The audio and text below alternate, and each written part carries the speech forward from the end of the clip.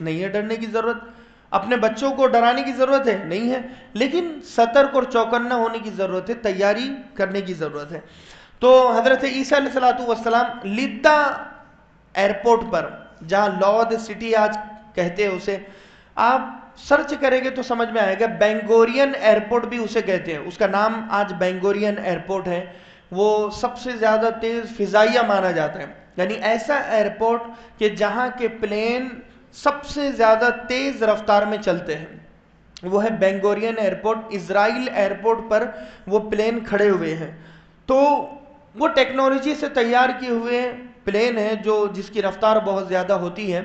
تو دجال کو وہاں پر حضرت عیسیٰ علیہ السلام پکڑے گے، قتل کرے گے اور کنویں میں پھینک دے گے.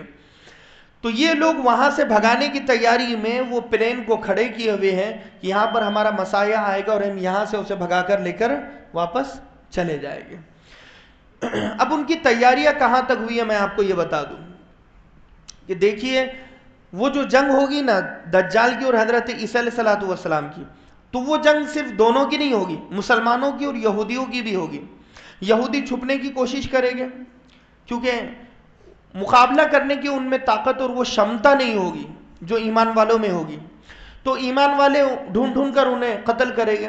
ہر درخت، ہر پتھر کہے گا کہ یہاں آؤ اسے قتل کر دو. مگر ایک جو درخت ہے جسے غرقد درخت کہا جاتا ہے، باکس تھارن جسے کہا جاتا ہے، وہ جو درخت ہے وہ دجالی درخت اسے کہا جاتا ہے.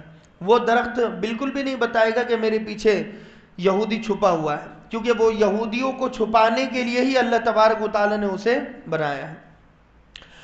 انہیں اللہ کے نبی کی باتوں پر کتنا یقین ہے کہ انہوں نے غرقد درخت کی کاشتکاری اور شجرکاری شروع کر دی ہے.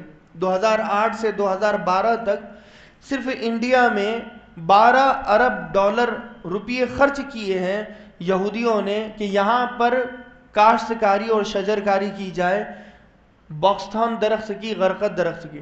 12 ارب ڈالر. پاکستان میں بھی کثرت سے یہ درخت لگائے گئے ہیں، ان لوگوں نے، ان کی کمپنیوں نے ہی لگایا ہے.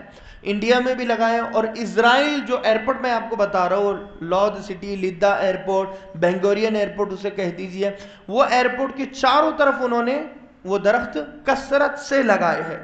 اتنے کہ ان کے ہر گھر میں، یہودیوں کے ہر گھر میں وہ درخت موجود ہیں، ان کے محلوں میں وہ درخت موجود ہیں، ان کے ایئرپورٹ پر، یہاں تک کہ ان کے جو پلاٹس ہیں ان پر، ان کی جو کاشتکاری ہے، ان کا جو کسان ہے، وہ کسان سب سے زیادہ کاشتکاری جو کرتا ہے، کھیتی کرتا ہے، وہ اسی درخت کی کرتا ہے کہ یہ ان کی مدد کرے گا آگے فیوچر میں. تو وہ جو باکستان درخت ہیں وہ انہیں بچائے گا اور وہ ان کی کاشتکاری کر رہے ہیں. اسی لیے لہذا مسلمان عیسائیوں کو، یہودیوں کو قتل کریں گے اس زمانے میں، اور دجال کو بھی حضرت عیسیٰ علیہ السلام قتل کریں گے. دجال جب قتل ہو جائے گا تو حضرت عیسیٰ علیہ السلام مسلمانوں کو لے کر کوہ طور پر چلے جائیں گے. اب کون آنے والا ہے؟ یاجوج ماجوج. حضرت عیسیٰ علیہ السلام کو حکم ہوگا کہ آپ دجال کا مقابلہ کر سکتے ہیں مگر یاجوج ماجوج کا مقابلہ آپ نہیں کر سکتے. آپ مسلمانوں کو لے کر کوہ طور پر چلے جائیے. حضرت عیسیٰ علیہ السلام مسلمانوں کو لے کر کوہ طور پر چلے جائیں گے. اب جب یاجوج اور ماجوج کو دیکھیں گے تو حیران اور پریشان ہو جائیں گے کہ ہم 1% ہے تو یاجوج ماجوج 99% ہے، بلکہ اس سے بھی زیادہ ہو گئے. یہ میں خالی پرسنٹیج میں ایک بات سمجھانے کی کوشش کر رہا ہوں. جہاں سے گزرے گے پتے کھا لے گے، کانٹے کھا لے گے، پانی پی لے گے، چاہے وہ دریائے نیل ہو، دریائے فرات ہو، بحیر طبریہ ہو، عین زغر ہو، جتنے بھی چشمے ہیں وہ سارا پی لے گے. اور ذوالقرنین بادشاہ نے جو دیوار کے پیچھے انہیں قید کیا، وہ دیوار ایک دم سے ٹوٹ جائے گی، وہ وہاں سے نکل جائے گے اور نکل کر وہ ایک قحط برپا کر دے گے، شور شرابہ کر دے گے، ظلم و ستم ہوگا، قتل و غارت گیری ہوگی وہاں پر. اور ایک ان کے گردن سے ایک کیڑا نکلے گا، وہ کیڑا انہیں اندر اندر کھائے گا، وہ خود اپنی موت مر جائے گے اور ان کی لاشوں سے بدبو پھیلے گی.